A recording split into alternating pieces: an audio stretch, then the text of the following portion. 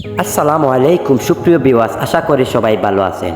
আজ আমরা জানব হযরত ওমর রাদিয়াল্লাহু তাআলা আনহুর জীবনের একটি ঘটনা। একদিন কিছু ইহুদি ধর্মযাজক হযরত ওমর রাদিয়াল্লাহু তাআলা আনহুর দরবারে এসে বলল, আমরা আপনাকে 4টি প্রশ্ন করব, যদি আপনি আসমানি কিতাব থেকে এর উত্তর দিতে পারেন তবে আমরা অবশ্যই ইসলাম ধর্ম গ্রহণ করব। প্রথম প্রশ্ন, দুই যমজ ভাই যারা একসঙ্গে জন্মগ্রহণ করেছেন এবং একসঙ্গে মারা গেছেন কিন্তু তাদের বয়সের পার্থক্য 100 বছর, তারা কারা? দ্বিতীয় প্রশ্ন, পৃথিবীতে এমন একটি স্থান যেখানে সূর্যের আলো মাত্র একবার পড়েছে, আর কখনো পড়েনি এবং ভবিষ্যতে পড়বেও না, সেই স্থানটি কোথায়?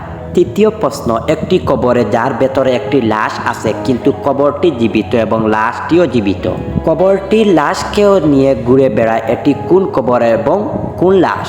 চতুর্থ প্রশ্ন, একটি প্রাণী যা একবার জন্মেছে কিন্তু কখনো মরে না, সেটা কি? হযরত ওমর রাদিয়াল্লাহু তাআলা আনহু চিন্তা করে উত্তর দিলেন। প্রথম প্রশ্নের উত্তর, তারা হলেন হযরত ইসরাইল আলাইহিস সালাম ও ঈসা আলাইহিস সালাম।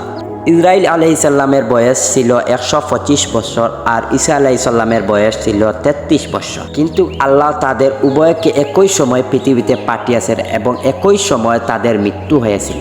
দ্বিতীয় প্রশ্নের উত্তর, সেই স্থানটি হলো হযরত মূসা আলাইহিস সালামের লাঠির আঘাতে স্রষ্টার পথ যা সমুদ্রের মধ্যে সৃষ্টি হয়েছিল। সূর্যের আলো যেখানে একবার পড়েছিল যখন মূসা আলাইহিস সালাম তার অনুসারীরা সেই পথ দিয়ে পার হয়েছিলেন। তৃতীয় প্রশ্নের উত্তর, সেই কবরটি হলো হযরত ইউনুস আলাইহিস সালামের ঘটনা, যেখানে মাছের পেটে তিনি ছিলেন, মাছটি জীবিত ছিল এবং ইউনুস আলাইহিস সালামের জীবিত ছিলেন, মাছটি তাকে নিয়ে সমুদ্রের মাঝে ঘুরে বেড়াতো। চতুর্থ প্রশ্নের উত্তর, সেই প্রাণীটি হলো হযরত ইব্রাহিম আলাইহিস সালামের বেড়া, যা আল্লাহর আদেশে কুরবানি হয়েছিল কিন্তু তা পূর্ণ জীবিত করেছিলেন এবং তা কখনো মরে না। এই বিষয়গুলো শুনে ইহুদি যাজকরা বিস্মিত হয়ে গেল এবং বলল, আপনি সত্যি জ্ঞানের অধিকারী, আমরা ইসলাম ধর্ম গ্রহণ করব। কারণ এই ঘটনা আমাদের শেখায় জ্ঞান ও বুদ্ধিমত্তা, দৃঢ় বিশ্বাসের মাধ্যমে যে কোনো চ্যালেঞ্জের মোকাবেলা করা সম্ভব।